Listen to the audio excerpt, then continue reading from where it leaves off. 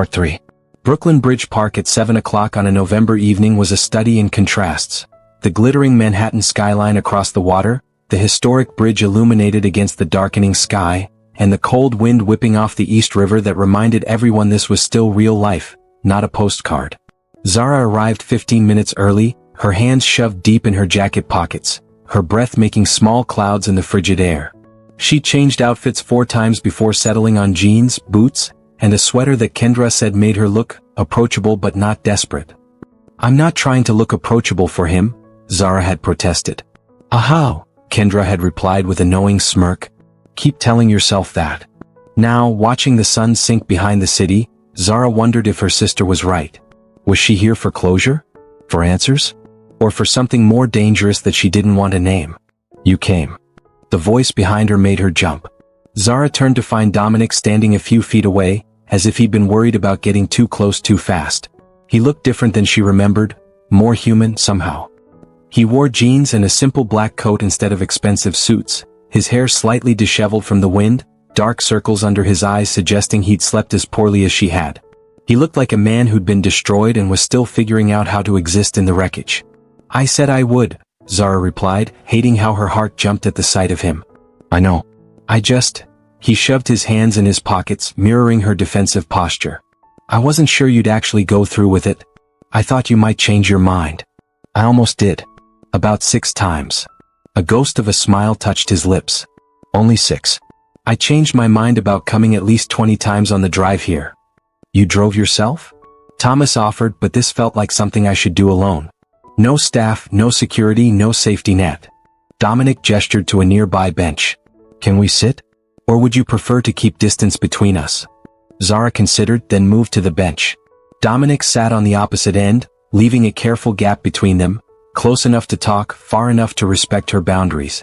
For a long moment, they just sat in silence, watching boats move across the dark water, listening to the city hum around them.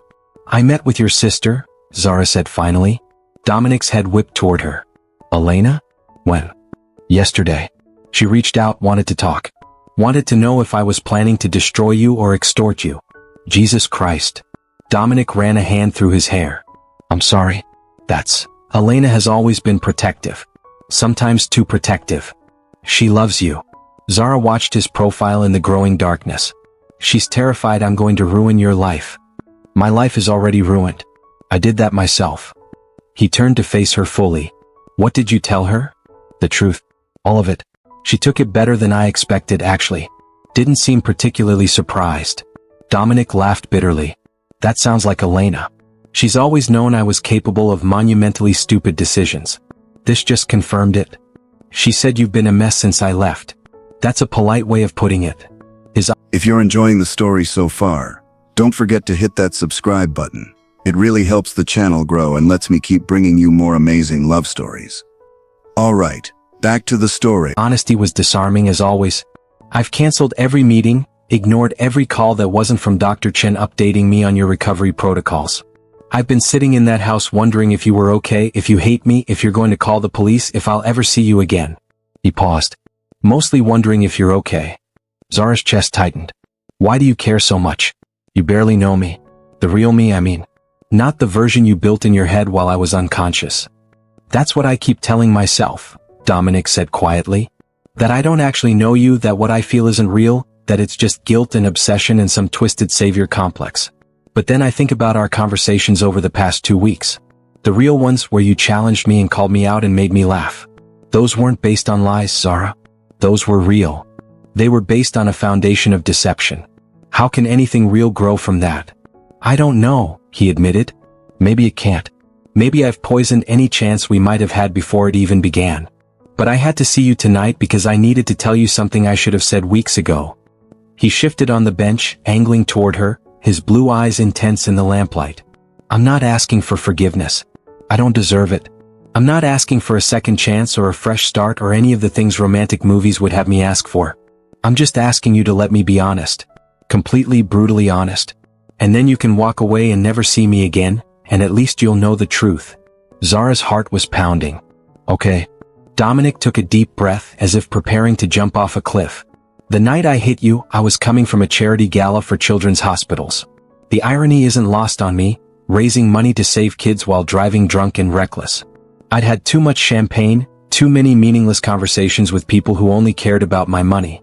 I was angry at my father for pushing me to be there, angry at myself for always doing what he wanted, angry at a life that felt like an expensive prison I'd inherited. He stared out at the water, his voice raw. I saw you for maybe half a second before impact. Just long enough to see you were wearing scrubs, that you looked exhausted, that you were probably going home after saving lives while I'd spent the evening drinking overpriced alcohol and pretending to care about causes I threw money at. And then I hit you. Zara felt tears prick her eyes but stayed silent, letting him continue. The sound of you hitting the pavement is the worst sound I've ever heard. It plays on repeat in my nightmares. I got out of the car and you were just lying there. So still. Blood on your face. Rain washing over you. And I thought I'd killed you. His voice cracked. He cleared his throat roughly. For about 30 seconds, I experienced what it would mean to be a murderer. To have ended a life because I was selfish and reckless and thought I was above consequences. And in those 30 seconds, I became someone I didn't recognize. But I wasn't dead, Zara said softly. No. You had a pulse. Weak but there. And that's when the coward in me took over. I could save you and ruin myself, or I could save both of us and hope you'd never know. So I chose the lie. He finally looked at her, shame written across every feature. I drove you to my house, called in every favor I had, and built a medical facility in my mother's old room. Dr. Chin told me. You might not make it. That even if you did, you might have brain damage, might never be the same person again. But you kept trying anyway. I had to. You were my responsibility. My victim. He stopped, searching for the word. My penance. Is that all I was? Zara asked, needing to know. A way to absolve your guilt? At first? Maybe. I honestly don't know where guilt ended and something else began. But somewhere in those 3 months, talking to you, reading to you, learning about your life from the journals you'd kept, you stopped being my victim and became. He struggled with the words. You became the person I most wanted to talk to. The person whose opinion mattered more than anyone's. The person I was terrified of losing. I was unconscious. I know. Which makes it even more pathetic, doesn't it? Falling in love with someone who couldn't respond, couldn't reject me, couldn't tell me what a monster I was. His laugh was self-deprecating. It's the most one-sided relationship in history. Zara felt something crack open in her chest, anger and sympathy warring for dominance. You can't fall in love with someone you've never had a real conversation with. You're right. What I felt during the coma was obsession, guilt, desperation. But these past 2 weeks, Dominic turned to face her fully, his intensity making her breath catch. Getting to actually know you, hear your thoughts, see your strength, watch you challenge me on every assumption I made about you. That's when I fell in love with the real Zara Mitchell. Not the version I built in my head. You. Even though I was only nice to you because I thought you were my husband? Especially because of that. Because even believing I was your husband, you still called me out when I was being condescending. You still insisted on doing things yourself instead of letting me take care of you. You still maintained your independence and your principles. He smiled sadly. You were exactly who Elena said you'd be, stubborn, principled, impossible to buy. And I loved every second of it. The word, love, hung between them like a confession and an accusation. You don't get to love me, Zara said, her voice shaking. You don't get to nearly kill me, lie to me, kidnap me, and then claim love makes it okay. I know. I know it doesn't make it okay. Nothing makes it okay. Dominic's hands clenched on his knees. But you asked for honesty, and the honest truth is that I am completely, desperately, stupidly in love with you. And I hate myself for it because I know I have no right to feel this way. You deserve to meet someone honest and good and worthy of you. Instead, you got me, a coward who hit you with a car and then compounded the damage with lies. Tears were streaming down Zara's face now. Stop making me feel sorry for you. You don't get to be the victim here. I'm not trying to be. I'm just trying to be honest. He reached out slowly, telegraphing the movement, and gently wiped a tear from her cheek with his thumb. The touch was electric. You asked why I care so much. That's why. Because somewhere in this nightmare I created, I found the person I want to be better for. Even if I never get the chance to actually be better with you. Zara should have pulled away from his touch. Should have told him to stop. Should have stood up and walked away and never looked back. Instead, she found herself leaning into his palm, closing her eyes against the warmth of his skin. I'm so angry at you, she whispered. I know.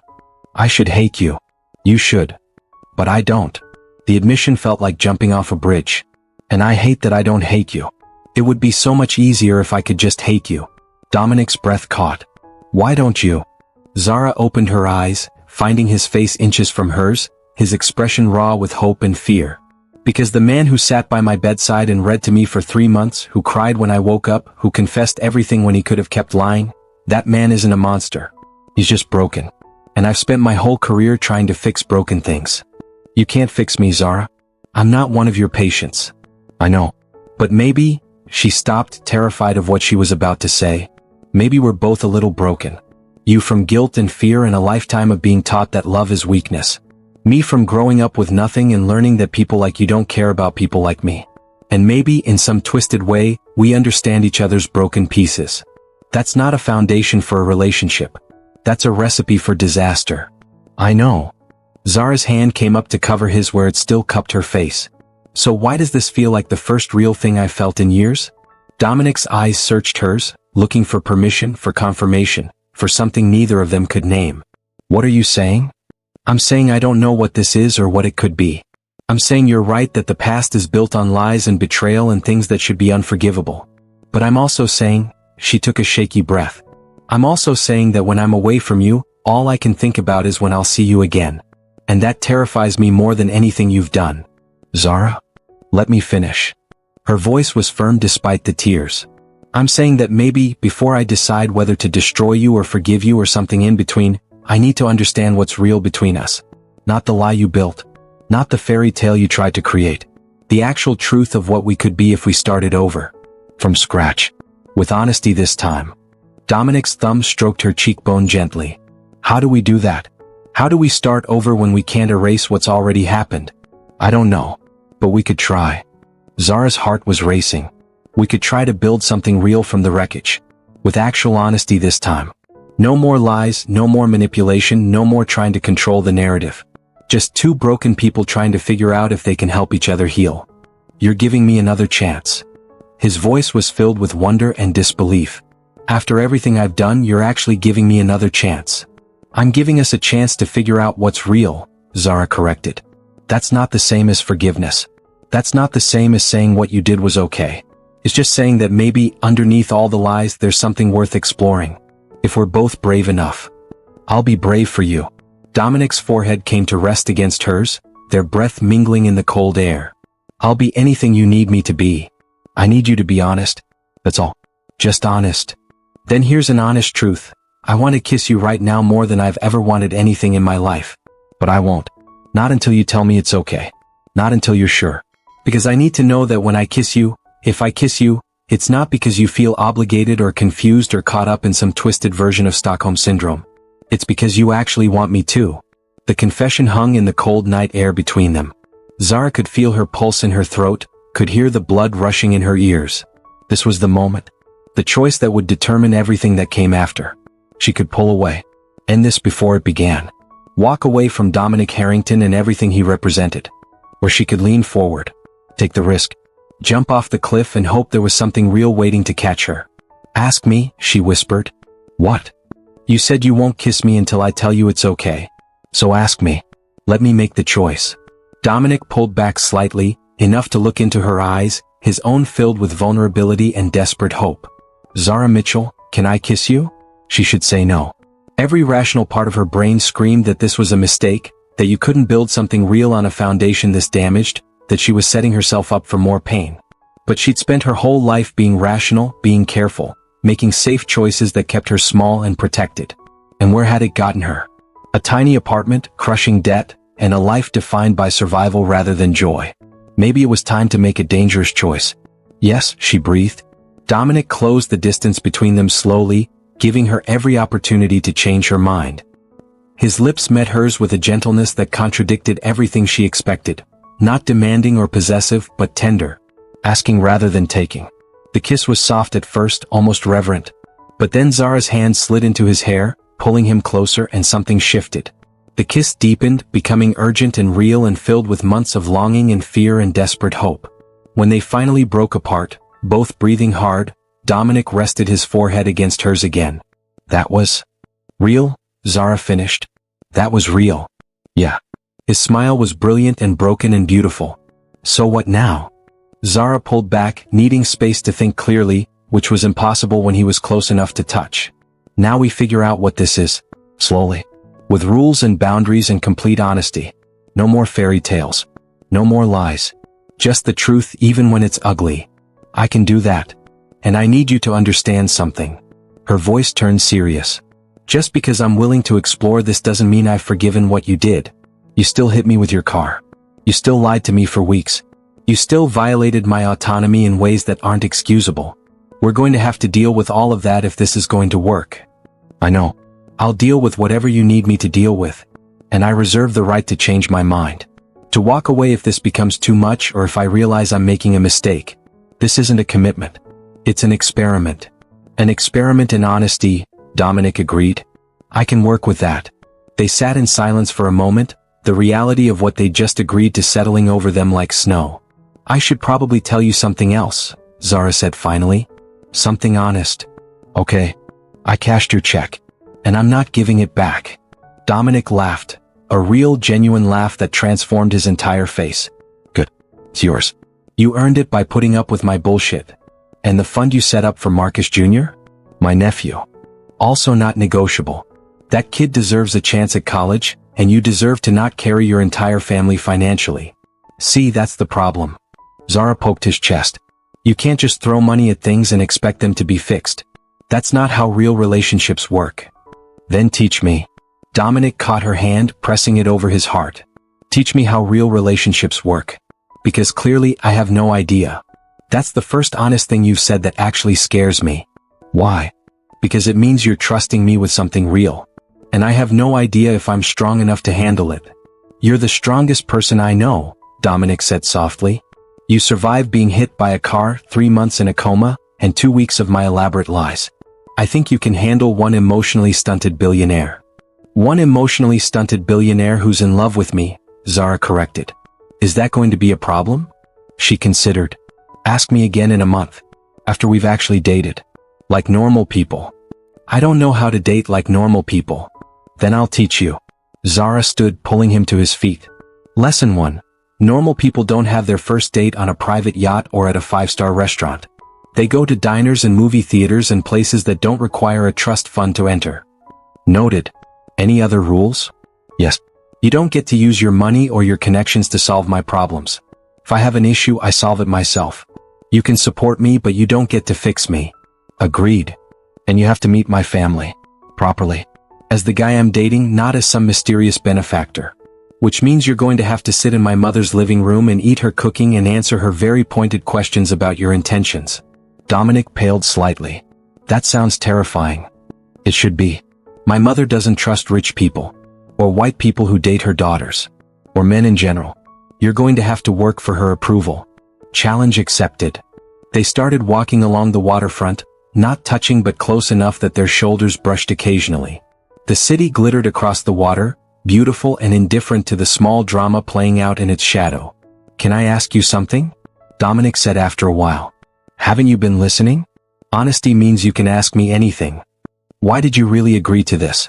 To giving us a chance? I need to know it's not just because you feel sorry for me or because the money made you feel obligated or... Stop. Zara grabbed his arm, turning him to face her. You want honesty? Here's honesty. I agreed to this because when I'm away from you, I can't stop thinking about you. Because our conversations over the past 2 weeks were the most interesting, challenging, infuriating conversations I've had with anyone.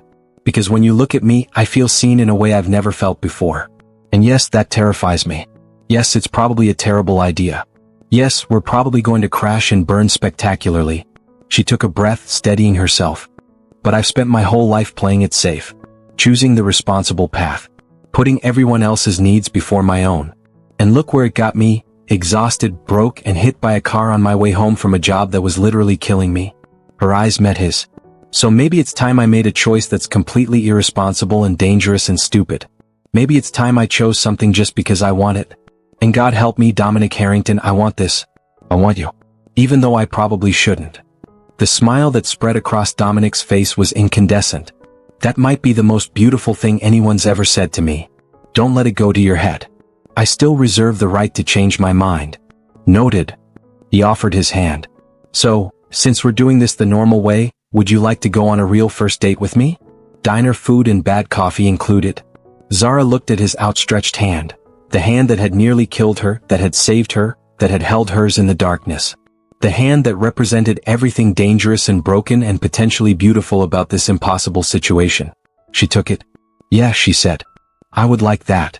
They walked hand in hand into the Brooklyn night, two broken people with a damaged history trying to build something real from the wreckage. It was the most honest thing either of them had ever done. 3 weeks into their experiment in honesty, Zara's world exploded. It started with a phone call from Jasmine at 6 in the morning. Girl, you need to see this. Check your phone. Now.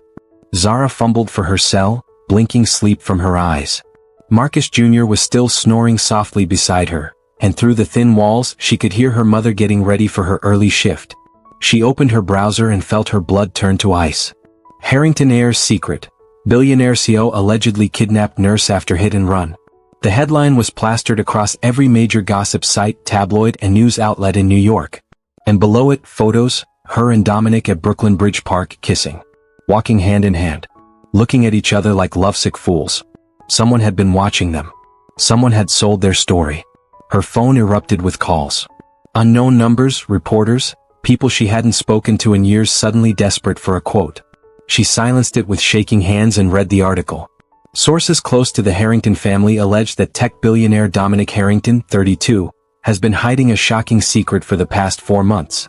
Zara Mitchell, 24, a nurse from Brooklyn, was allegedly struck by Harrington's vehicle in August while he was driving under the influence. Rather than face legal consequences, sources claim Harrington took Mitchell to his private estate and convinced her she was his wife while she recovered from a traumatic brain injury. The allegations include kidnapping, false imprisonment, and obstruction of justice. When reached for comment, a Harrington Industries spokesperson stated, "These allegations are completely false and we will be pursuing legal action against anyone spreading these defamatory claims." However, photographs obtained exclusively show Harrington and Mitchell in what appears to be a romantic relationship, raising questions about the true nature of their connection. Zara's hands trembled as she scrolled through comment after comment, each one more vicious than the last. Gold digger probably planned the whole thing. She's clearly in it for the money. Poor people will do anything for a payday. Another nurse trying to trap a rich man. Her phone rang. Dominic. She answered with ice in her voice. Did you see? I'm looking at it right now. His voice was tight with barely controlled fury. Zara, I swear to God I didn't leak this. I would never. Then who did? Who else knew the whole story? Silence. Then quietly, Elena. The name hit like a slap. Your sister? Why would she? I don't know. But she's the only other person who had all the details. Unless, he stopped. Unless someone from the staff talked. Or Dr. Chin. But they're all under ironclad NDAs. NDAs don't mean anything when the payday is big enough. Zara felt nauseous. Dominic, this is everywhere. My face is everywhere. My mother is going to see this. Kendra. Everyone I work with. Everyone I know. I'm going to fix this. You can't fix this. Her voice rose, waking Marcus Jr., who began to whimper. You can't throw money at this and make it disappear. This is my life. My reputation. Everyone thinks I'm some kind of... Her voice broke. Everyone thinks I orchestrated this. That I'm using you. Then we tell the truth. We go public with the real story. I'll confess everything, take full responsibility. And destroy yourself in the process? Lose your company? Go to prison? Zara's laugh was bitter. That doesn't help me, Dominic. That just makes me the woman who ruined Dominic Harrington. So what do you want me to do? His desperation bled through the phone. Tell me what you need and I'll do it. What did she need? She needed this to have never happened. She needed to go back to being invisible, anonymous, safe in her small life where billionaires didn't hit her with cars and fall in love with her and drag her into scandals that would define her for the rest of her life. I need space, she said quietly. I need to think. Zara, please? She hung up. Gloria Mitchell read the article 3 times before she spoke. They sat in the tiny living room, Zara, Kendra, and their mother, while Marcus Jr. played with his toys, oblivious to the crisis unfolding around him. The newspaper was spread on the coffee table between them like evidence at a crime scene. Is it true? Gloria's voice was eerily calm. Any of it? Zara couldn't lie. Not to her mother. Not anymore. Some of it. He did hit me with his car. I was in a coma for 3 months. He did take me to his house instead of a hospital. And yes, when I woke up, he told me I was his wife. Kendra's gasp was audible. Gloria's expression didn't change. But, Zara continued, her voice shaking, I didn't know any of this until 2 weeks after I woke up. I thought I really was his wife. I thought I'd lost my memory. And when I found out the truth, she swallowed hard. When I found out, I left. I came home. That check I gave you for rent? That was from him. Guilt money, I guess. Or compensation. I don't know anymore. And then you went back to him. It wasn't a question. Not exactly. We met. We talked. We decided to try to build something real, something honest. I know how it sounds. I know how it looks. But Mama, tears spilled over. I think I'm in love with him. The silence that followed was devastating. Finally, Gloria stood. She walked to the window, staring out at the Brooklyn streets she'd called home for 30 years. When she spoke, her voice was heavy with disappointment. Do you know what I've spent my whole life teaching you girls? That you don't need a man to save you. That you work hard, you keep your dignity, and you never, ever let someone make you feel like you're less than you are because you don't have money or connections or a fancy last name. She turned to face Zara. And here you are, in love with a man who hit you with his car and lied to you for weeks. A man who could have killed you and chose to save his own reputation instead of doing what was right. He's not like that, Mama. He made terrible choices, but he's trying to be better. Is he? Gloria's eyes flashed. Or is he just good at making you believe he's trying? Because from where I'm sitting, he's a rich white man who hurt my daughter and is now dragging her through the mud in every newspaper in the city. How is that better? It's not his fault the story leaked. Isn't it? His world, his people, his secrets. Don't be naive, Zara. Men like that don't change. They just get better at hiding who they really are. The words stung because part of Zara feared they were true. How well did she really know Dominic? 3 weeks of dates and late-night phone calls and stolen kisses didn't erase 3 months of lies. I need you to support me, Zara said desperately. I need you to trust that I know what I'm doing. Do you? Gloria's question was gentle but devastating. Because it looks to me like you're so desperate to believe in some fairy tale that you're ignoring every red flag waving in your face. Kendra, who'd been silent until now, finally spoke up. Maybe we should meet him. Actually meet him. Not as some mysterious benefactor, but as the guy Zara's dating. Let us decide for ourselves if he's worth defending. Gloria's jaw tightened. I don't want that man in my home. Mama? No. Her voice was final. I've worked too hard to keep this family safe and together to let some billionaire come in and tear us apart. You want to see him? You do it somewhere else. But I won't have him here. The rejection was a knife to Zara's heart. She looked at her mother, the strongest woman she knew, the woman who'd raised them alone and never asked for help and never compromised her principles, and saw that she'd already lost this battle. Then I guess I need to figure out where I belong, Zara said quietly. Because right now, I don't feel welcome here either. She grabbed her coat and walked out, ignoring Kendra's protests and her mother's shocked silence. Zara ended up at the hospital where she used to work. It was the only place that still felt like home. The sterile hallways, the beeping monitors, the organized chaos of people trying to save lives. She found Jasmine on break in the staff room, immediately being pulled into a crushing hug. Girl, what the hell is going on? The news is saying you were kidnapped. That you're dating your kidnapper. That you're trying to extort him. I don't know what to believe. Zara collapsed into a chair and told her everything. Every detail, every lie, every complicated truth. Jasmine listened without interruption, her expression cycling through shock, horror, anger, and finally, something that looked like understanding. Okay, Jasmine said when Zara finished. So you're in love with the guy who hit you with his car. When you say it like that, it sounds insane. It is insane. But I've also never seen you like this. In all the years I've known you, I've never seen you choose yourself. You're always choosing your family, your patients, everyone else. This is the first time you're choosing something just because you want it. My mother thinks I'm making a huge mistake. Your mother loves you and wants to protect you. But she's also scared. Scared of losing you to a world she doesn't understand. Scared that some rich guy is going to hurt her baby. Jasmine grabbed Zara's hands. But here's the thing, you're not a baby anymore. You're a grown woman who survived being hit by a car, a coma, and being lied to for weeks. If anyone can handle a complicated relationship with a complicated man, it's you. What if everyone's right? What if I'm just fooling myself? What if he's manipulating me and I'm too close to see it? Then you'll figure it out and leave. But what if they're wrong? What if this is real? What if you walk away from something that could actually make you happy because you're too scared of what other people think? Zara's phone buzzed. A text from Dominic. I found out who leaked the story. Was my father. Can we talk? Please? Her heart stopped. His father. Not Elena. Not the staff. His own father had destroyed them both. Another text. He wanted to force me to end things with you. Thought the scandal would make you run. He underestimated both of us. A third. I'm outside the hospital. I'll wait as long as it takes. I need to see you. Zara looked at Jasmine. He's here. Then go. Talk to him. And Zara? Jasmine's smile was fierce. Trust your gut. It's gotten you this far.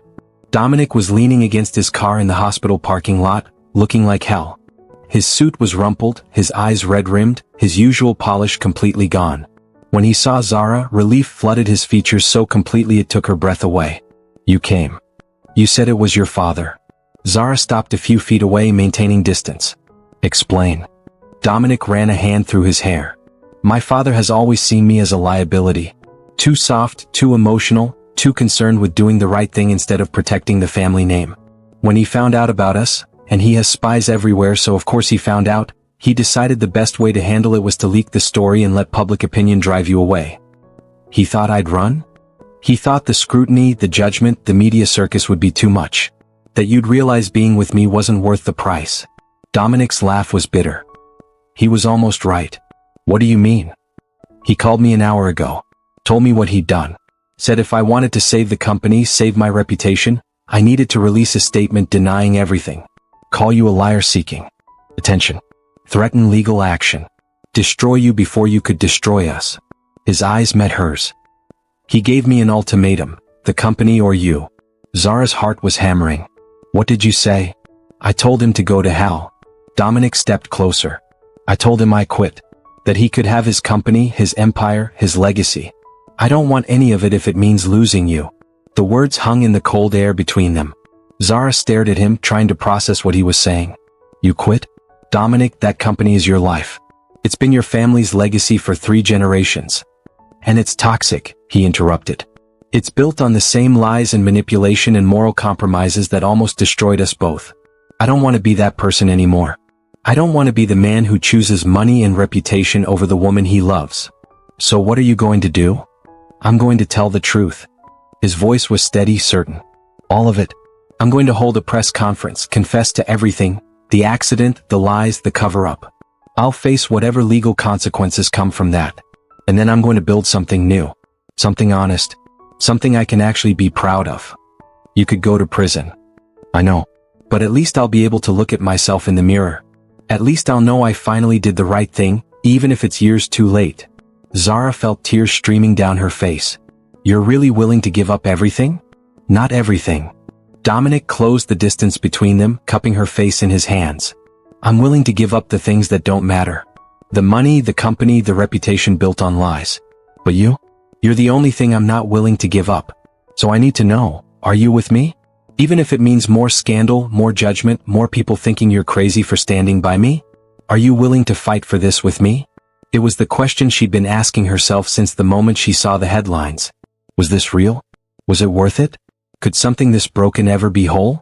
And then she thought about the past 3 weeks. Late-night conversations where Dominic told her about his childhood, his fears, his dreams of being more than his father's son.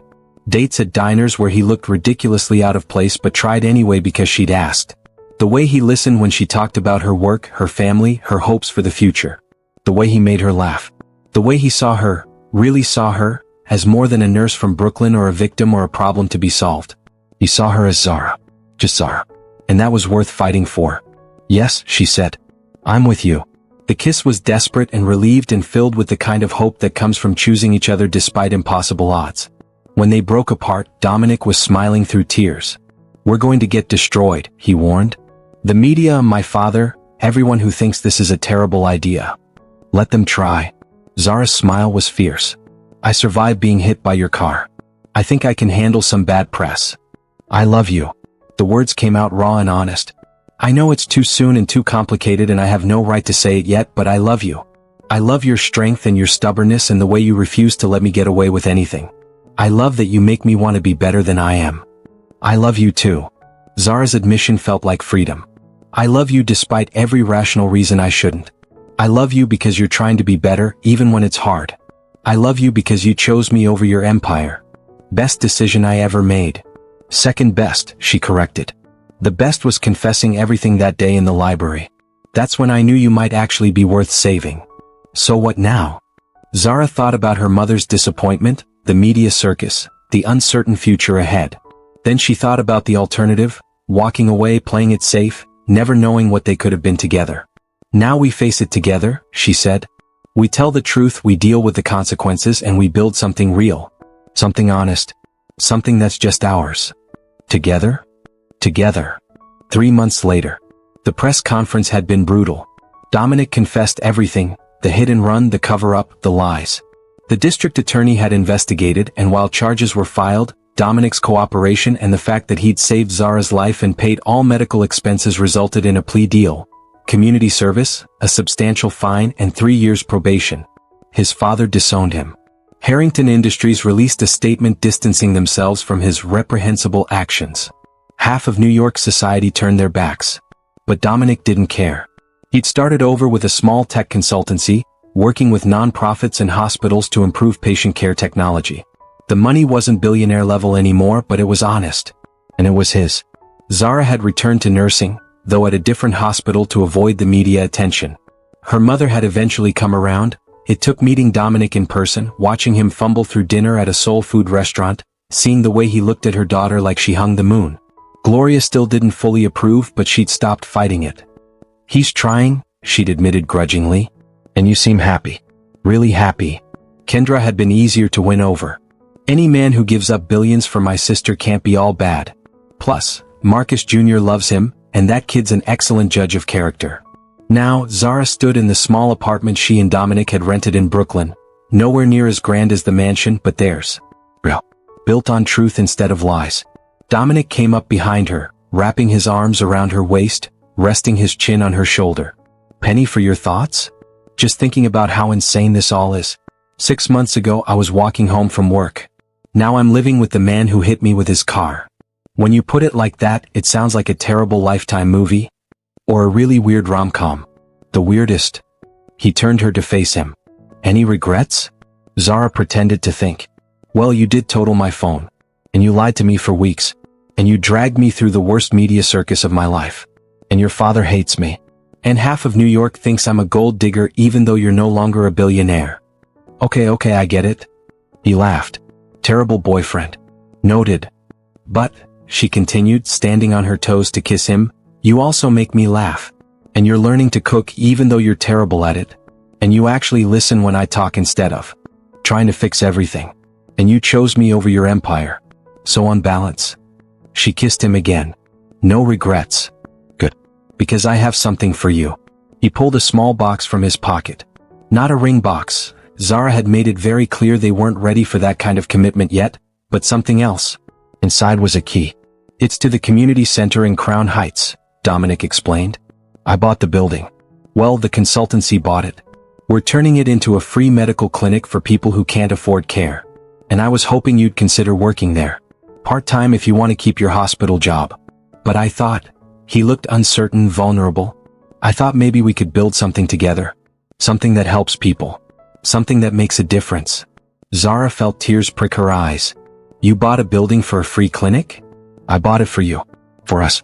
For all the people like you who work themselves to death trying to save everyone and can't afford their own medical care.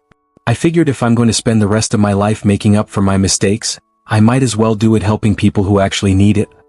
I love you so much. She kissed him properly this time. Yes.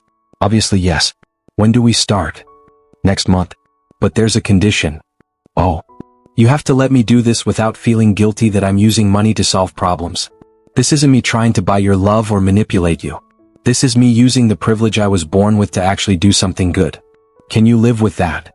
Zara thought about it, about her pride, her independence, her lifelong insistence on doing everything herself. Then she thought about all the people who could be helped, all the lives that could be saved, all the good they could do together. I can live with that, she said. As long as you remember that the clinic is ours. Equal partners.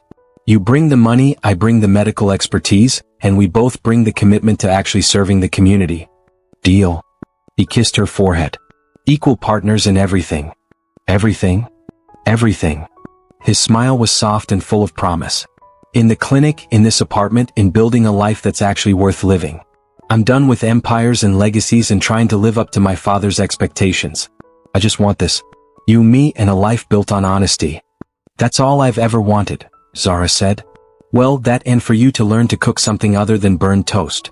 I'm working on it. Work harder. They laughed and it felt like coming home. Not to a mansion or a palace or anything grand, but to each other. To the truth. To the messy, complicated, beautiful reality of loving someone despite every reason you shouldn't. 6 months ago, Dominic Harrington had hit Zara Mitchell with his car and nearly destroyed both their lives. Now they were building something new from the wreckage. Something real. And it was more than enough. 1 year later, the Crown Heights Community Medical Center opened on a crisp October morning, exactly 1 year after the accident that changed everything. Gloria Mitchell stood in the waiting room, looking around at the bright, clean space with something that might have been pride. You did good, baby girl. Zara smiled, watching Dominic give a tour to local residents, his enthusiasm infectious as he explained the services they'd offer. We did good. All of us. Kendra arrived with Marcus Jr., who immediately ran to Uncle Dom, with a painting he'd made for the clinic. Dominic accepted it like it was a priceless work of art, promising to hang it in the main hallway. Jasmine was there too, having accepted a position as head nurse. This is amazing, Z. You're literally saving your whole neighborhood. We're saving it, Zara corrected. It's not just me. It's all of us choosing to build something better. Elena showed up unexpectedly, approaching Zara with unusual hesitance. I know I don't deserve to be here. After everything my family put you through. You're here because you're Dominic's sister, Zara interrupted. And because you brought cookies which I can smell from here. Are those chocolate chip? Elena's smile was grateful. Your favorite? Dominic told me. Then you're forgiven. Mostly. As the clinic filled with patients, staff, and well-wishers, Zara found herself on the sidewalk outside, taking a moment to breathe. This was where it had all started, on a Brooklyn sidewalk in the rain, one terrible moment that could have ended everything. Instead, it had become the beginning. Dominic found her there, slipping his hand into hers. You okay? More than okay. She leaned into him. I'm happy. Actually, genuinely happy. Me too. He kissed her temple. Thank you. For what? For not giving up on me. For seeing past the lies to what could be real. For choosing this messy, complicated life with me. Thank you for being worth choosing. They stood together on that Brooklyn sidewalk, watching the sun set over the clinic they'd built from honesty and hope and a love that had survived the impossible. It wasn't a fairy tale. It was better. It was real.